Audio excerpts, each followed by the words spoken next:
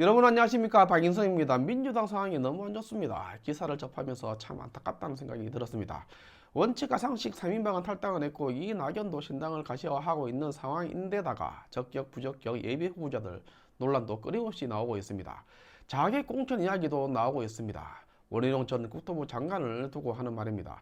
이재명 대표가 피습을 당하면서 이것을 오히려 기회로 삼아 기세가 더 등등해진 그런 느낌입니다.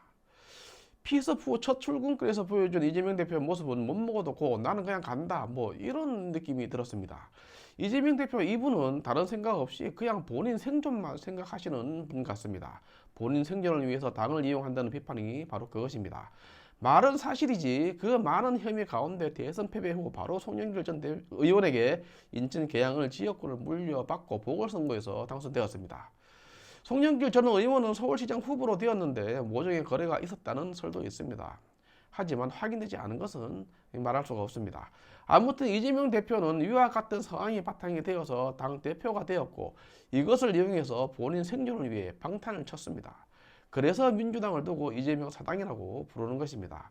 더불어민주당이라는 공당이 졸제 이재명을 위한 사당이 되었고 거기에 줄을 대는 한총련, 민노총, 경기동부연합 등 주사파 운동권 세력 간 공천을 두고 아기다툼도 있는 것으로 압니다. 이 과정에서 기존 친문 세력 곧 비명계 의원들은 찬밥이 되었고 이낙연을 위시한 민주당 연쇄 탈당 위기가 초래되었다고 봅니다.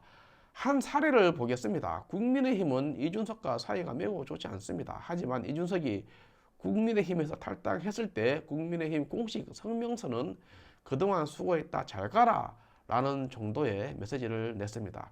속으로는 미울지언정 형식적으로는 덕담이었습니다. 이것이 바로 보수적인 가치입니다. 민주당은 달랐습니다. 수박 등 비명계 인사들에 대해 야 이 배신자야 라는 말을 아주 쉽게 그냥 툭 뱉어냅니다. 그리고 온갖 악담이 난무합니다. 이것이 두 당의 차이를 보여주고 있는 것이라고 생각됩니다. 이재명에 대해서 비판할 수도 없습니다. 왜냐하면 개딸들이 때론 몰려와 물어떴습니다. 카메라를 들이대고 다그칩니다. 탈당을 말리면서 무엇이 문제인지 함께 고민해보자. 이런 태도는 개나 줘버립니다. 그냥 배신자 취급을 하고 침을 뱉어버립니다. 이런 태도에서 지금의 민주당이 어떤 상태인지를 잘 보여주고 있다고 봅니다. 위에서 말씀드렸지만 연쇄 탈당을 하면 말려야 되는데 말리지 않습니다. 그 이유는 모르긴 해도 이재명 대표 거치와 관련이 있어 보입니다. 대표를 사퇴하고 공천을 통합 공천해야 공정성이 담보됩니다. 계파 간의 공천 안배를 공정하게 해야 되는데 가능성이 없어 보입니다.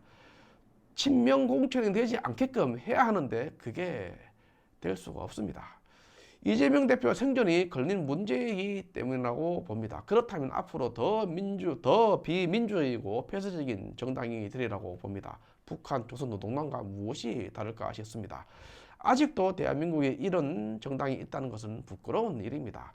이렇듯 이재명 대표 생존 문제가 걸려있기 때문에 대표와 공천권을 사수할 수밖에 없고 이 과정에서 비명계와 갈등이 있었던 것이고 비명계를 두고 그냥 나가라고 하는 것입니다. 특히 바깥에 극성스러운 원외 인사들이 있습니다. 그분들은 기회를 보고 있습니다. 또 이재명을 위해 공을 세우거나 줄을 대서 계속 들어갈 기회를 보고 있습니다. 이재명은 이들을 마다할 이유가 1도 없습니다. 오히려 이용해 먹습니다. 서로 윈윈 하는 것입니다. 이러한 이유로 민주당에선 연쇄 탈당은 계속될 것으로 보입니다. 이 와중에 이재명 대표가 속된 말로 더 똥줄 탈 만한 일이 발생했습니다. 한동훈 비대위원장과 함께 인천 신년 인사회에 방문한 원희룡 전 국토교통부 장관이 계양을에 출마하겠다고 했기 때문입니다. 이재명 대표 입장에서는 원희룡 전 장관이 만만치 않을 것입니다.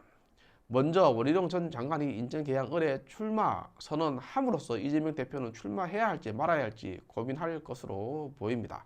출마하자니 만만치 않고 출마 안 하면 도망간다는 소리를 들을 것이기 때문입니다.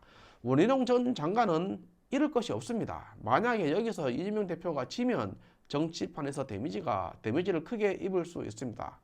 그렇잖아도 지금 인천 계양을 지역구 민심은 좋지 않습니다. 돈봉투 사건과 직접 연결된 송영길 지역구였고 관련 인사들이 줄줄이 엮여 있기 때문에 그쪽 민심이 흉흉합니다. 그래서 원희룡 전 장관이 용감하게 나선 것이라고 보는 시각도 있습니다. 만약 원희룡 전 장관이 이기게 되면 말할 것도 없습니다.